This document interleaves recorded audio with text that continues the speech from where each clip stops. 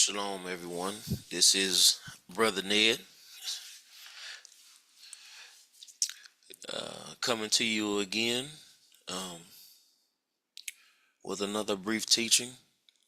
We're going to continue, we're going to pick it back up on these counterfeiters. And where we left off on the last lesson, we were talking about how these counterfeiters think to make themselves rulers over God's people and enforce their government. And I gave you a few examples talking about the high priest, and then also King Antiochus, and then we also talked about Nebuchadnezzar. Now, a lot of the things that they used was this hypocrisy, this craftiness, the false appearances, leaven, this corruption, some pride and some deceit, some dissimulation, and religion. So these are some of the tools that they use to counterfeit. They're trying to counterfeit us. In these scenarios, the money, the value is us.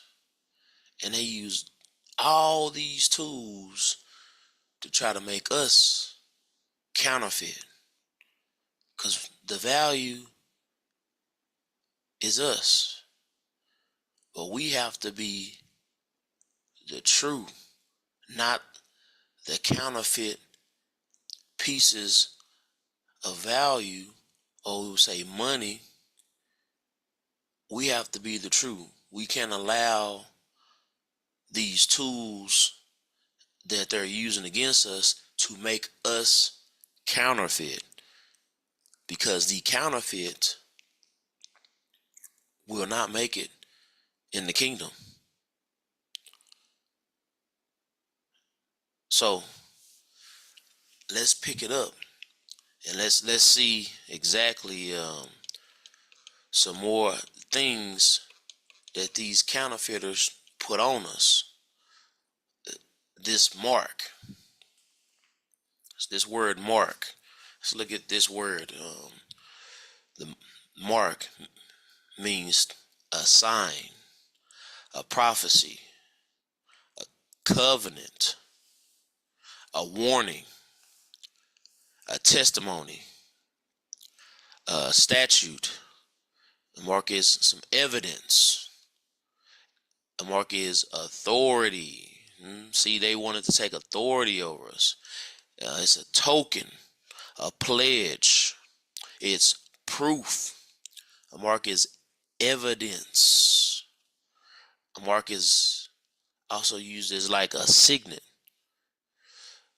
a seal, a likeness, a record, a report, something that's a mark could be peculiar, that word peculiar, or a mark could be a spot, a stain.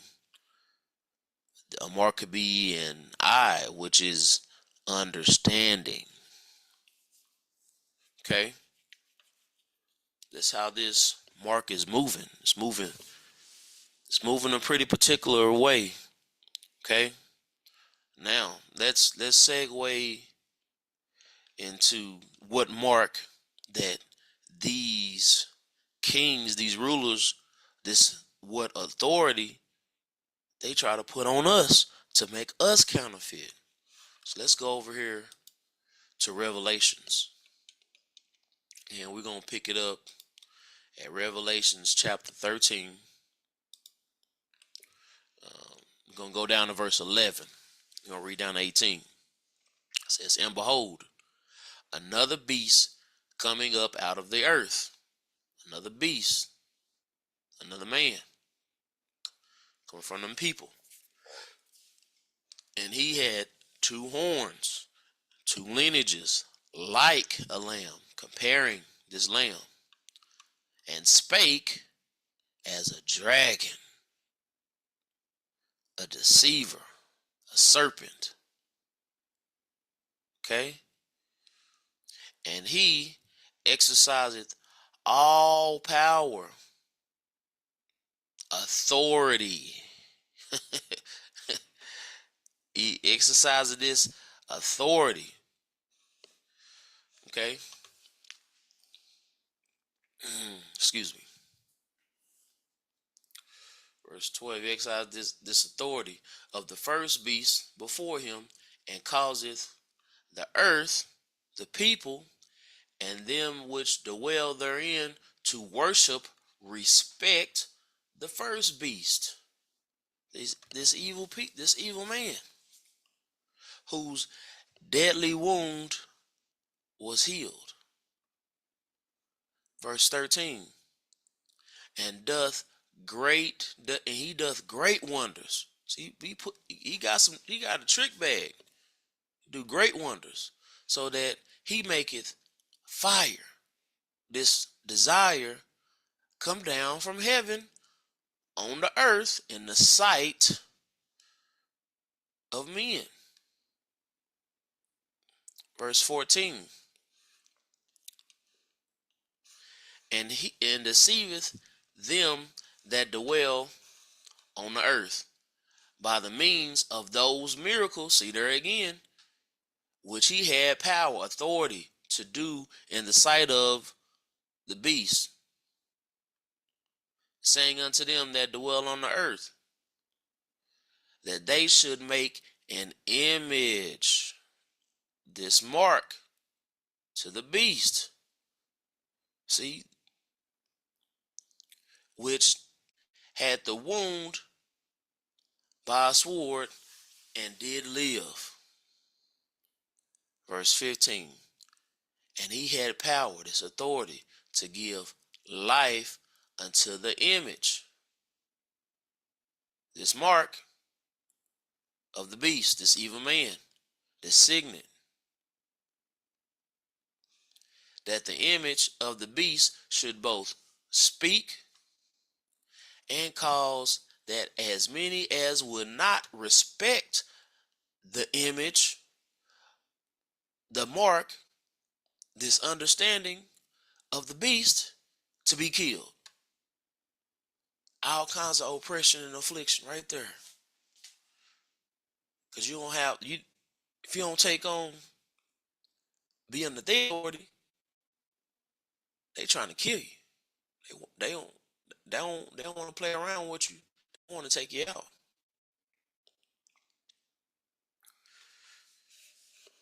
Let's look at it. Verse 16.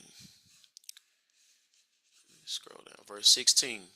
"And he causeth all, both small and great, rich and poor, free and bond, to receive a mark in their right hand," in their power,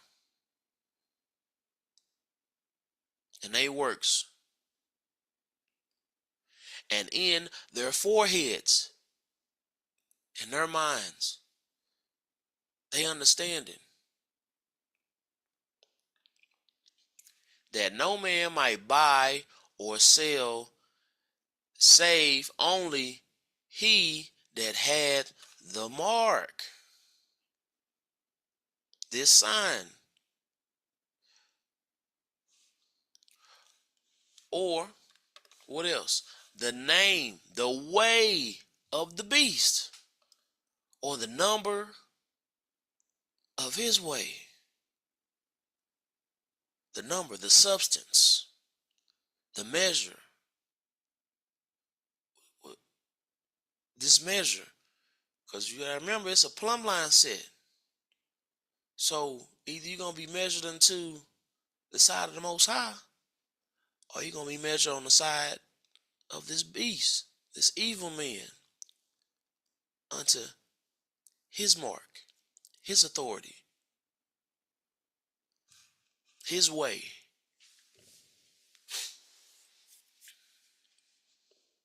Verse 18, here is wisdom. It says, let him that hath understanding count the number, okay, the substance. Let's look at this substance of the beast. For it is the substance of a man. See, male or female, these evil beasts. And his substance is 666.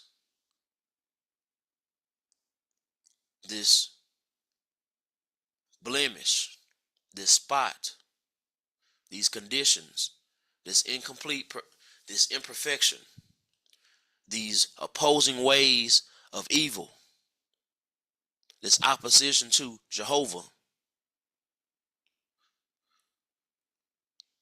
These are 666 ways that this beast can get us to where we'll fall away from the truth. They counterfeit us. We can't be counterfeit, y'all. They put that evidence, that proof, you take on that, that's evidence and proof to what side of the plumb line you on. You get under that authority, that likeness, you're not going to be peculiar to the Most High. You're going to be just like everybody else. In opposition. And what everybody who's in opposition is going to the hot place.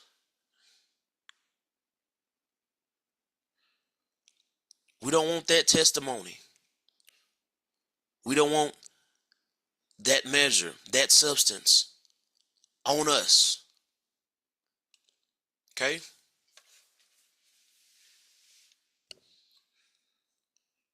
That's how these counterfeiters think to make themselves rulers over God's people to enforce their government. That's their government. All these ways of opposition to Jehovah.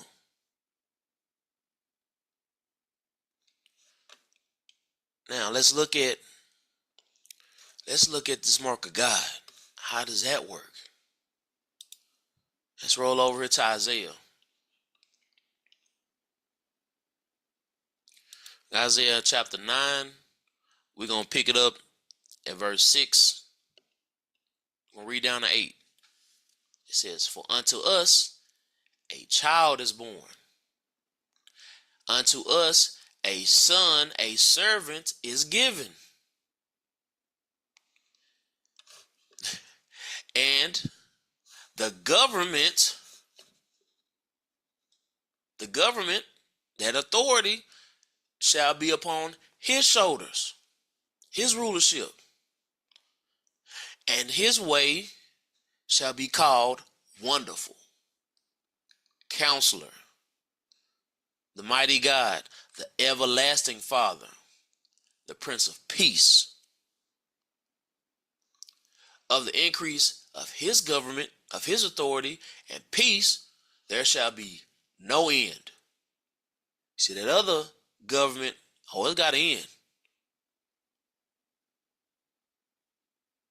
It's got a resting place. That hot place. The lake of fire. But the Most High says, upon the throne of David, my beloved, and upon his kingdom, to order it and to establish it with the judgment, the doctrines and teachings, and with justice, from henceforth, even for forever. The zeal of the Spirit of God of hosts will perform this. So this is gonna happen. This you're gonna have either one mark or the other. The Lord sent a word unto Jacob, to his people, and he hath lighted upon Israel, his servants. Let's go to Exodus. Exodus. We'll get some more information on this, on the mark of the Most High. We're gonna go to Exodus. We're gonna pick it up at chapter 6. We're gonna go verse 3 through 7. And I appeared, who was I? Jehovah. Appeared unto Abraham, unto Isaac, and unto Jacob by the way, the name of God Almighty. But my way, Jehovah, was I not known unto them. Because see, this servant had to be sent. That government. Verse 4, and I have also established my covenant with them. See? We got to be put under that authority. To give them the land of Canaan and the land of their pilgrimage wherein they were strangers. Verse 5, and I have also heard of the groaning of the children of Israel, my servants. Because they don't want that mark of the beast. They don't want to be under that government. If you're a servant of the Most High, you under his government. You don't want nothing to do with that beast. Them evil men. Okay? Whom the Egyptians, these people, great in sin, keep in bondage. And I have remembered my covenant. Verse 6, whereof say unto the children of Israel, I, Jehovah, am the Spirit of God, and I will bring you out from under the burdens of the Egyptians. These sin people. Either you're going to be an Egyptian, great in sin, or you're going to be Israel, a servant of Jehovah. This authority. Which authority you going to be under? Because he said he going to bring you out from up under that if you his, not an Egyptian. And I will rid you out of their bondage. I will redeem you with a stretched out arm and with great judgments, great doctrines and teachings. You're going to clean up all of that foolishness. Excuse me. I apologize for that.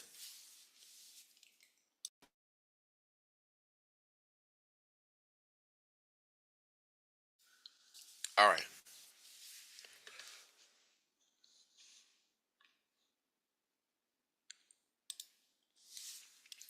All right, let's pick it up.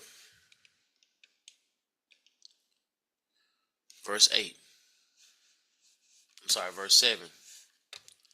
And I will take you to me for a people, and I will be to you a God, and ye shall know that I, Jehovah, am the Spirit of God, your guide, which bring you out from under the burdens of the Egyptians. And I will bring you in unto the land concerning the which I did swear to give it to Abraham, to Isaac, and to Jacob, and I will give it to you for an heritage. I am the Spirit of God.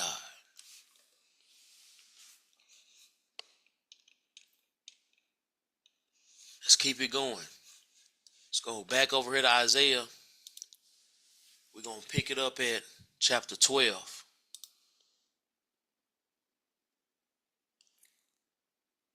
Chapter 12, verse 2 says, Behold, remember, God is my salvation.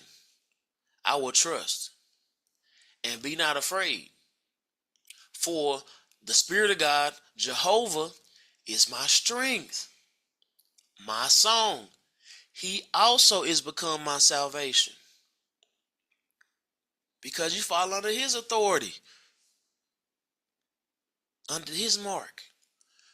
Therefore, for that reason, with joy shall ye draw water, knowledge, out of the wells of salvation.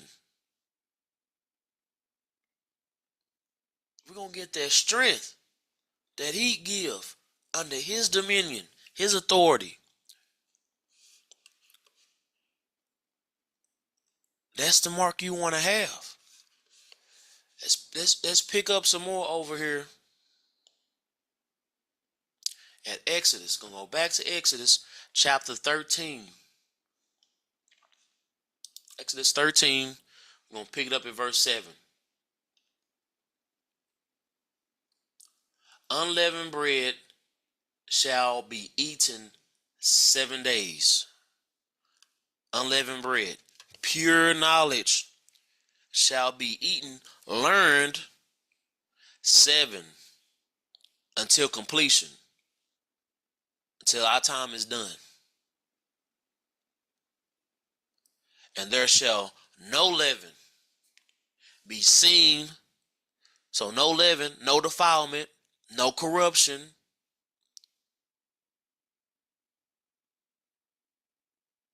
No leavened bread, no corrupt knowledge be seen with thee, neither shall there be leaven seen in thee in all thy quarters. None. Not one bit. Okay?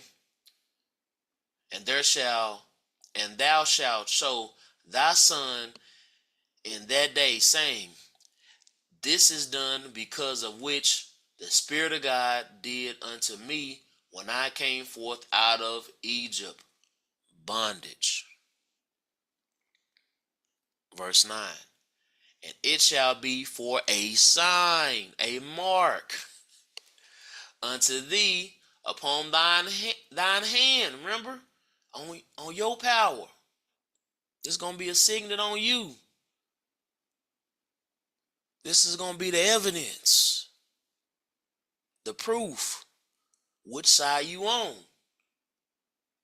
For a memorial between thine eyes. Your understanding. That the Lord's law may be in thy mouth. For with a strong power hath the Spirit of God brought thee out of Egypt, from under that beast of burdens, burdening you with sin, which causeth death, to go to the lake of fire. That's the wrong burden. I don't want that burden. I want this burden right here, this light. Take this yoke, this authority, join unto Jehovah. Let's go to Deuteronomy. We're going to go to Deuteronomy.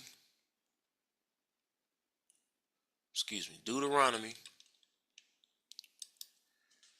chapter 11. We're going to pick it up at verse 13. Okay? We're going to read all the way down to verse 19. It says, "And it shall come to pass, if ye hearken, obey, listen diligently," which is earnestly or faithfully, "unto my commandments, unto my desires, my covenants, my statutes, my laws, my instructions, which I command you, instruct you this day, to love, to promise the Spirit of God, your guide, and to serve him with all your heart, your mind, your imaginations, your thoughts and desires, and with all your soul, your lifestyle."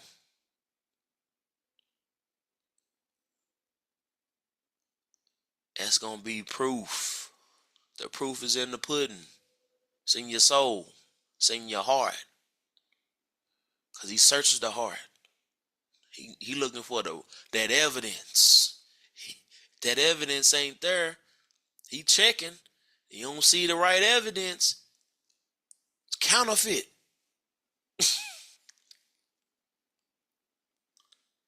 Verse 14. "That I will give you the rain. I'm going to give you some elders, some teachers that bring forth the word of God of your land, of the people, in due season, the first rain and the latter rain." So he's going to give it to us in due time. It's the appointed time. Not when we in that bondage. We got to be out from that. We got to be from up under that. "That thou mayest gather thy corn," this spiritual meat, this knowledge, "and thy wine," this faith, "and thine oil," your tithes, your portion. You're going to be able to gather your stuff, which is of the Most High, the Spirit of God, Jehovah. You're going to be able to gather the things that was given. "And I will send grass." Okay? Sorry. "And I will send grass in thy fields for thy cattle, that thou mayest learn and be full." He said be full. So you ain't going to have no room for nothing else. Everything else must go. Take heed to yourselves that your heart be not deceived, and ye turn aside to serve other gods and worship them. Because there ain't no room for nothing else.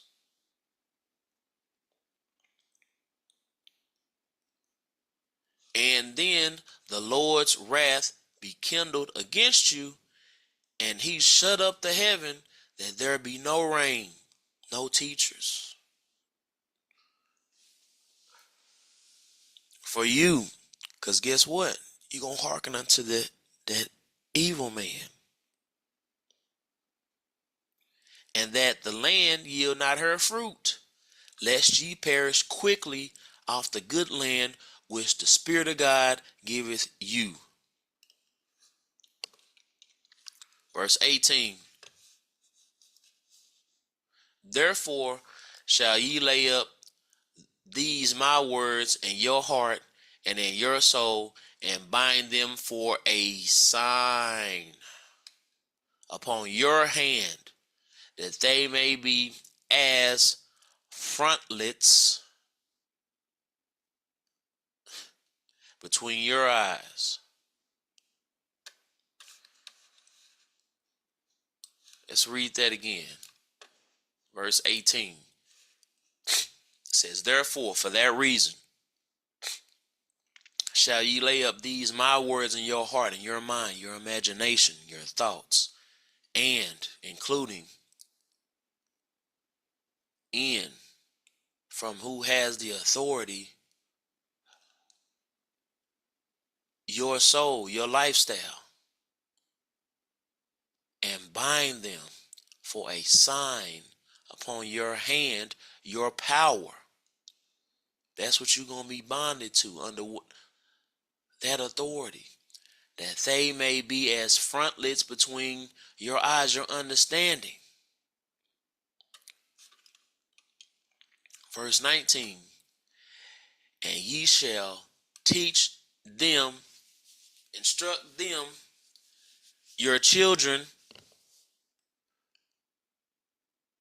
your seed, your lineage, your works, your deeds, speaking of them when thou sittest in thine house, when thou walkest in the way, and when thou liest down, and when thou risest up.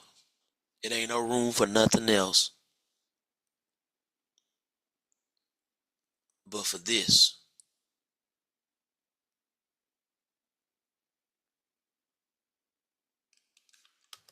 Let's go back to Exodus. We're going to pick it up at chapter 31. We're going 31, verse 13 through 16.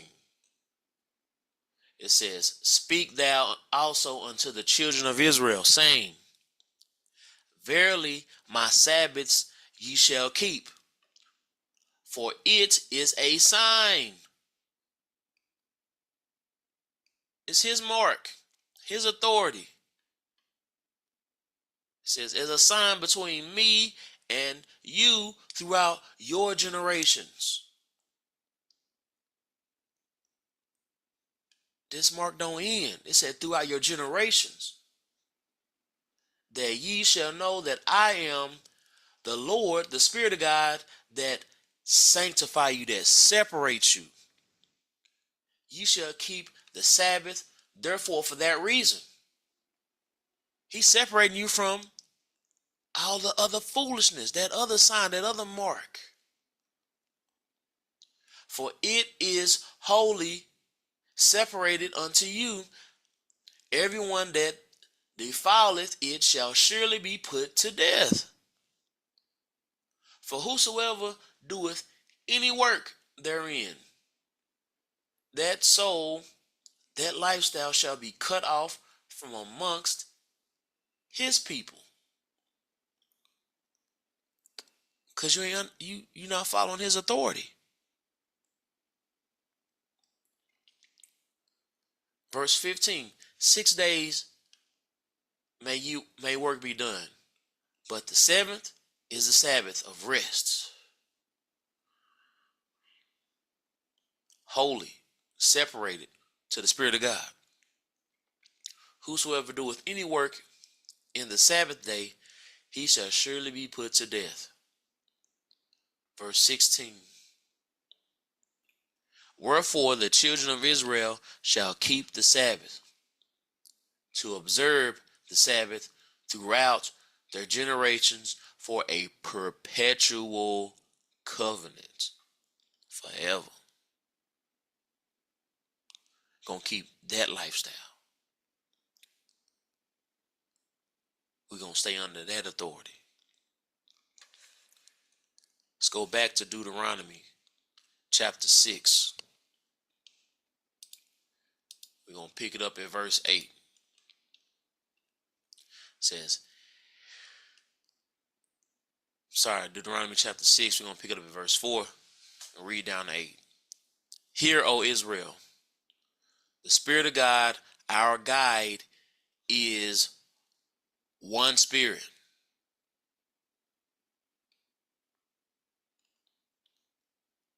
And thou shalt love, promise, the Spirit of God, thy guide, with all thine heart, and with all thine soul, and with all thy might.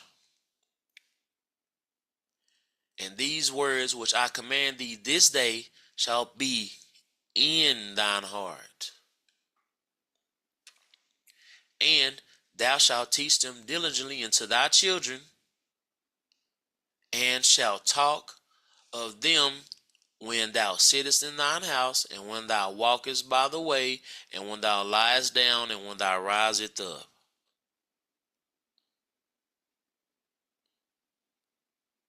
Just reiterating this. And thou shalt bind them for a sign upon thine hand, that they shall be as frontlets between thine eyes.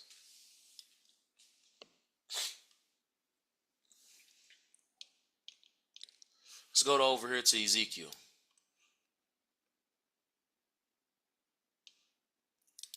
Ezekiel chapter 20, verse 12.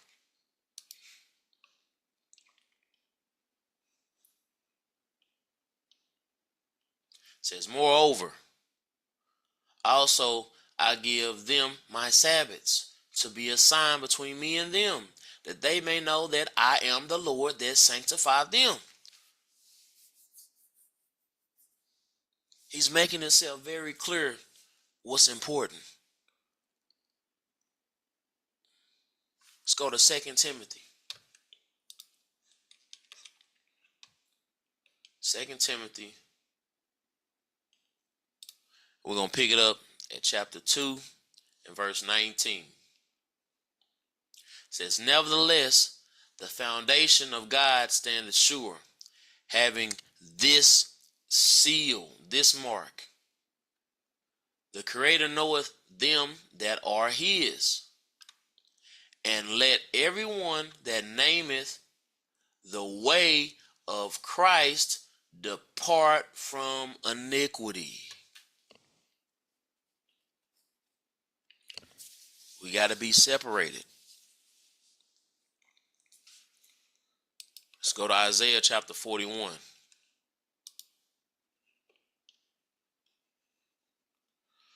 Isaiah 41, we're going to pick it up at verse 8 and roll down to 10. It says, but thou, Israel, art my servant, Jacob, whom I have chosen, the seed of Abraham, my friend. Thou whom I have taken from the ends of the earth, and called thee from the chief men thereof, and said unto thee, thou art my servant. I have chosen thee, and not cast thee away. Verse 10, fear thou not, for I am with thee. Be not dismayed, for I am thy guide. I will strengthen thee. Yea, I will help thee. Yea, I will uphold thee with the right hand, my righteous power of my righteousness. We ain't got no room to not be on the right side, because he said he gonna uphold you. He gonna strengthen you. We ain't in this alone.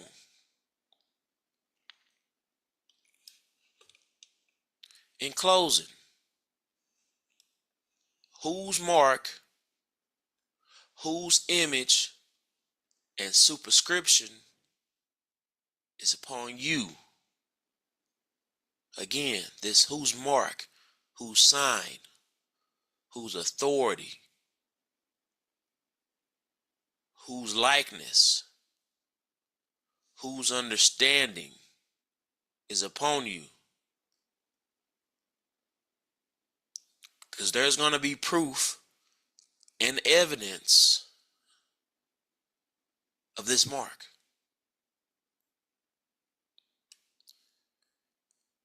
This image, this visible resemblance or appearance, or this statute, this form, the likeness, the countenance, the superscription, whose authority, whose purpose, whose ownership. Huh? Let's go to Matthew. Watch this.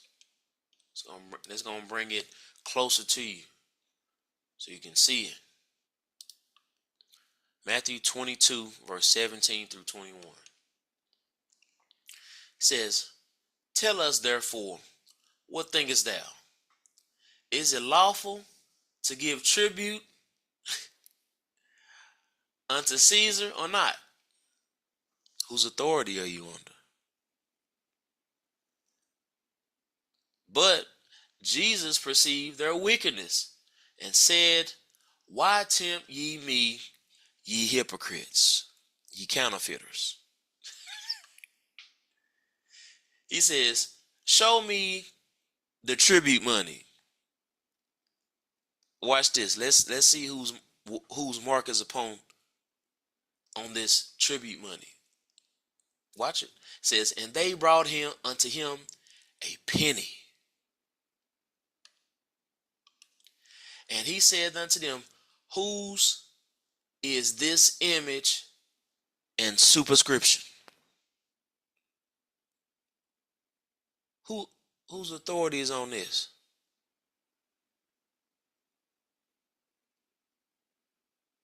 What evidence is on this? What sign? What mark? And they said unto him, "Caesar's."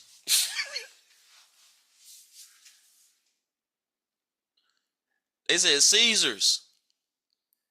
They didn't say Jehovah. They said Caesar. Then he said unto them, "Render therefore unto Caesar the things which are Caesar's, and unto God the things that are God's." Clearly a separation.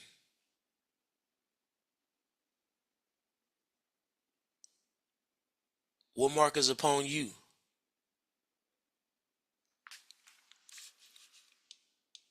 Let's go to Matthew.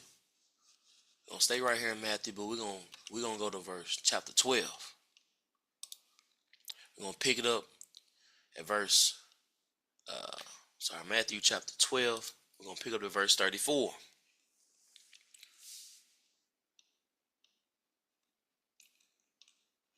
There's, "O generation of vipers, how can ye, being evil, speak good things? For out of the abundance of the heart the mouth speaketh." Why he saying that?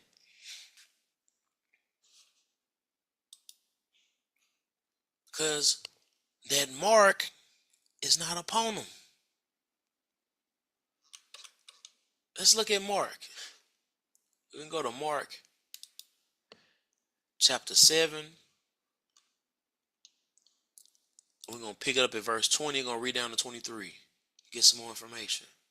It says, "And he said, That which cometh out of man, that defileth the man." Because remember he said right here, these vipers, they speaking evil, not good things. Where is it coming from? From right here. It said, 21, "For from within, out of the heart of men proceeded evil thoughts, adulteries, fornications, murders, thefts, covetousness, wickedness, deceit, lasciviousness, an evil eye, an evil understanding, blasphemy," this lying, "pride, foolishness." All these evil things come from within and defile the man. All that makes them counterfeit.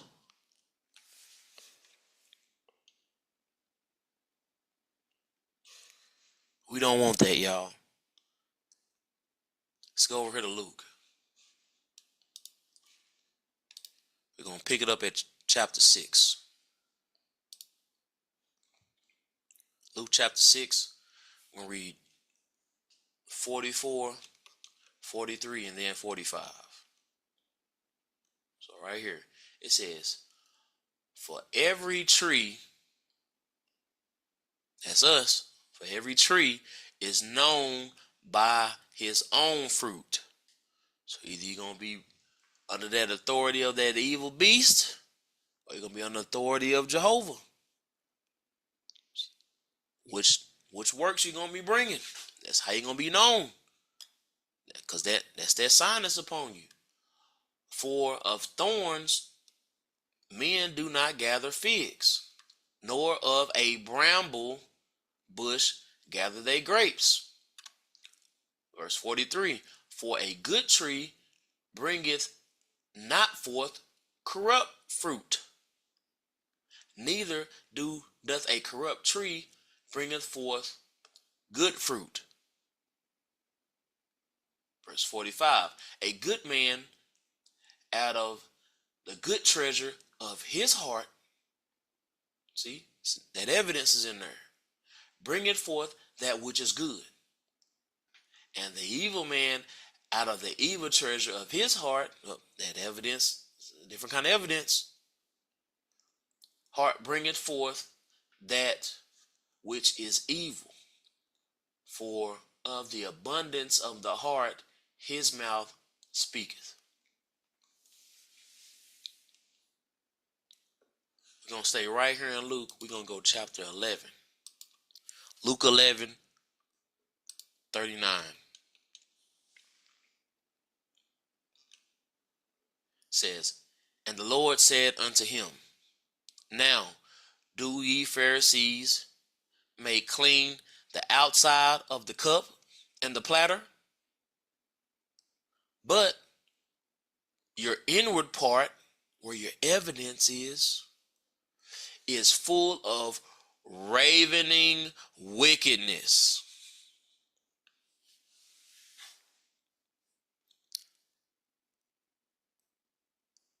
They were showing this hypocrisy on the outside, but on the inside, that evidence is right there. The Most High can see right through that. They can't pass the test being like that. Psalms 49,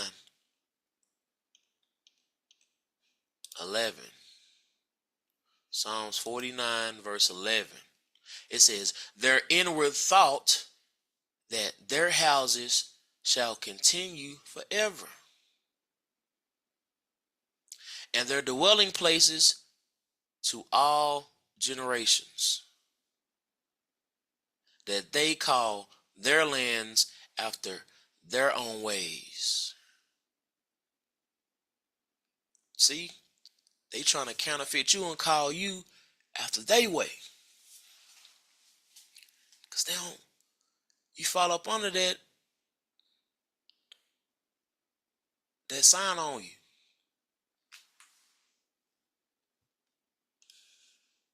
Because see, these counterfeiters have laid up their treasure here on earth, which when it's put to the test, it fails.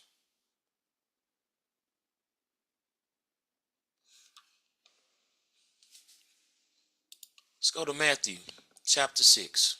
It's going to be our last scripture right here. Matthew chapter 6, verse 19 through 21. It says, lay not up for yourselves treasures upon the earth, where moth and rust do corrupt, and where thieves break through and steal. But lay up for yourselves treasures in heaven, where neither moth nor rust doth corrupt, and where thieves do not break through nor steal. For where your treasure is, there will your heart be also. If your treasure is in Jehovah, under his authority, and you full of it, there won't be counterfeit markings upon you or us. But if your heart is full of these treasures upon earth, you are subject to be seen as counterfeit.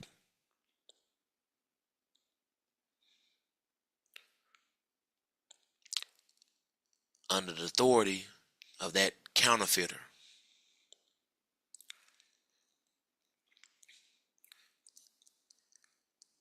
Again, this is Brother Ned. Hope someone was edified today from these scriptures presented. And I want to give everyone a shalom. And I want to thank you all for joining with us today